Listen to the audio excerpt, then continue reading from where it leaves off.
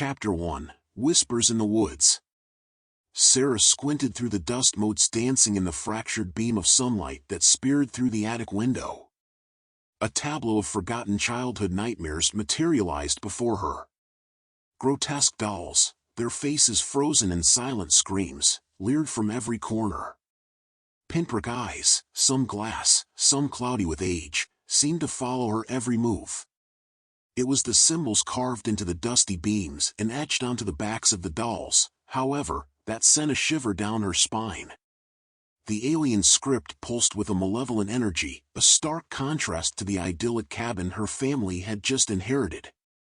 Beside her, her brother Tom, usually the picture of carefree enthusiasm, mirrored her stunned silence. Their parents, who'd been giddy about escaping the city and embracing the rustic life, were eerily quiet downstairs. The silence shattered with a blood-curdling scream. They raced down the creaking stairs, hearts hammering against their ribs. Their mother, pale and wide-eyed, pointed at the empty rocking chair in the living room. It swayed rhythmically, back and forth, of its own accord. The rest of the night was a relentless assault on their sanity. Whispers slithered through the vents, shadows danced at the edge of their vision, and the rocking chair creaked with an inhuman cadence. Sleep was a distant memory by dawn. Desperate for answers, they returned to the attic, the air thick with dust and unspoken fear. The dolls seemed to have shifted, their expressions contorted into even more malevolent masks. As Sarah reached out to touch a particularly grotesque one with a single, milky white eye, a voice rasped in her ear, a voice that seemed to emanate from the walls themselves. "Welcome, children," it rasped, a chorus of disembodied giggles echoing in its wake. Chapter 2, Echoes of the Past. Sarah recoiled, her hand hovering inches from the doll. Tom stumbled back, his face drained of color. They exchanged a terrified glance. "Who are you? What do you want?" Sarah demanded, her voice surprisingly steady despite the tremor in her limbs. The voice chuckled, a sound like dead leaves skittering across a bone-dry crypt. "We are the guardians," it hissed. "This place, it hungers. And you are its offering." A cold dread seeped into Sarah's bones. The idyllic cabin, the charming collection of dolls, it had all been a trap. But for what? As if sensing her question, the voice continued, a note of triumph in its tone. "This land is soaked in the blood of innocence," it rasped. "Sacrifices offered to appease an entity far older, far darker than you can imagine. And now, you will join them." The floorboards groaned beneath their feet. The room seemed to be shrinking, the walls pressing in. Panic clawed at Sarah's throat, but a sliver of reason remained. These entities craved fear. They wouldn't get it. With a newfound resolve, she straightened her shoulders and met the unseen entity head-on. "We are not afraid," she declared, her voice ringing with defiance. "We will not be your sacrifice." A stunned silence followed. The rocking chair downstairs ceased its infernal creaking. Then, a slow, chilling laughter filled the room. It wasn't the triumphant cackle they'd expected. It was laced with disappointment. The laughter abruptly cut off. The air grew heavy, the oppressive feeling lifting. The dolls seemed less menacing, their vacant stares somehow defeated. As the tendrils of fear loosened their grip, Sarah realized something terrifying. These entities weren't powerful, they thrived on vulnerability. The attic door creaked open, sunlight flooding the room. Tom, his face etched with concern, stood there. "What happened?" he whispered. Sarah offered a shaky smile. "We won," she said, the weight of their ordeal settling on her shoulders. "They may have escaped this time, but the chilling truth hung heavy in the air, the guardians would wait. And the hunger of the entity that lurked beneath the cabin, that would never be satiated." Exhausted and shaken, they descended the stairs, the silence in the house pressing down on them. Their parents sat huddled on the couch, faces pale and drawn. They exchanged a worried glance, the unspoken question hanging between them: what had they gotten themselves into? Their idyllic weekend getaway had morphed into a waking nightmare.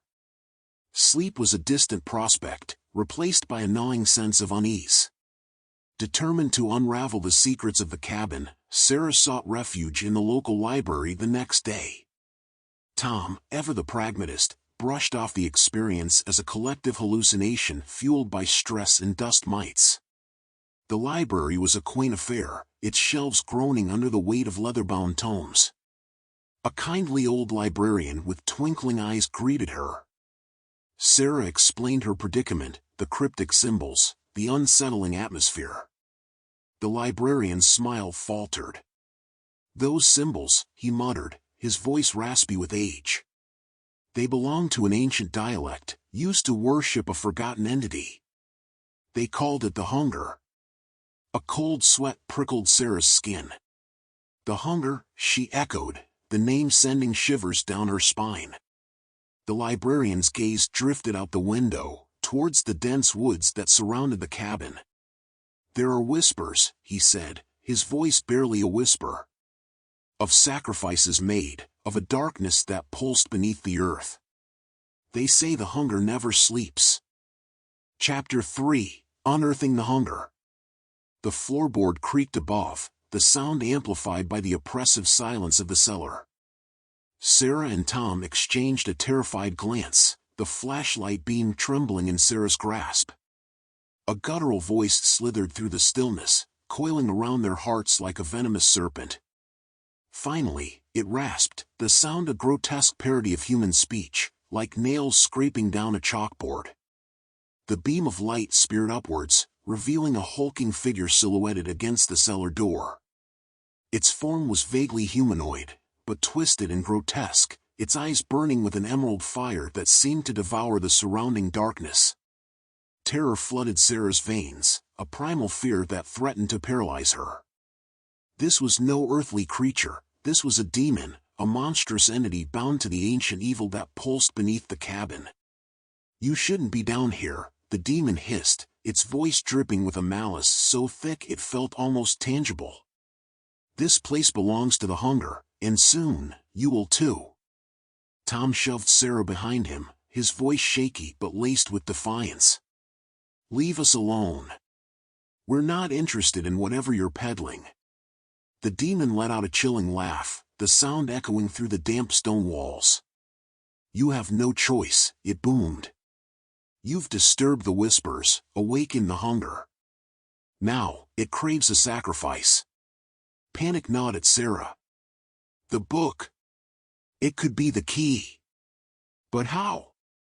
Frantically, her eyes scanned the yellowed pages, desperately searching for a weakness, a ritual to banish this monstrosity and appease the insatiable hunger. Suddenly, a passage jumped out at her, its archaic script glowing with an ethereal light. It was an ancient banishing ritual, demanding a specific symbol drawn with blood and an offering of immense emotional value. Her gaze darted to the book clutched in the demon's hand, the same symbol emblazoned on its cover. A sliver of hope pierced through the terror. "There's a way out," she declared, her voice surprisingly steady despite the tremor in her hands. "But it requires a sacrifice." The demon's eyes narrowed, a flicker of something akin to surprise crossing its fiery depths. "A sacrifice? What kind of sacrifice?" Sarah took a deep breath, her mind racing. "An offering of immense emotional value. Something precious." Her eyes darted to the book in the cellar, then back to the demon. A desperate plan, risky and potentially devastating, began to form in her mind. "The book," she said, her voice barely a whisper. "It's an offering, isn't it? A conduit for the hunger. Give it back, and we'll leave. You won't need us anymore." The demon considered her offer, its silence stretching into an agonizing eternity. The air crackled with unseen tension, the weight of their lives hanging in the balance. Was she bargaining with a creature of pure malice, or was there a sliver of a deal to be struck? Chapter 4: Echoes of Silence. The silence in the cellar stretched on, a suffocating weight pressing down on Sarah and Tom. They held their breath, listening for any sound, any sign that their desperate gamble had paid off. The air crackled with a strange energy, a potent mix of anticipation and dread. Then, a faint tremor shook the cellar floor. Dust rained down from the crumbling ceiling, and the flickering flashlight beam danced erratically. Sarah's heart hammered against her ribs, a frantic drumbeat against the oppressive silence. The tremor intensified, morphing into a low rumble that resonated through the very bones of the cabin. An unnatural wind whipped through the unseen cracks in the stone walls, extinguishing the flashlight with a hiss. They were plunged into an inky blackness, their senses on high alert. Suddenly, a blinding light erupted from the center of the cellar floor.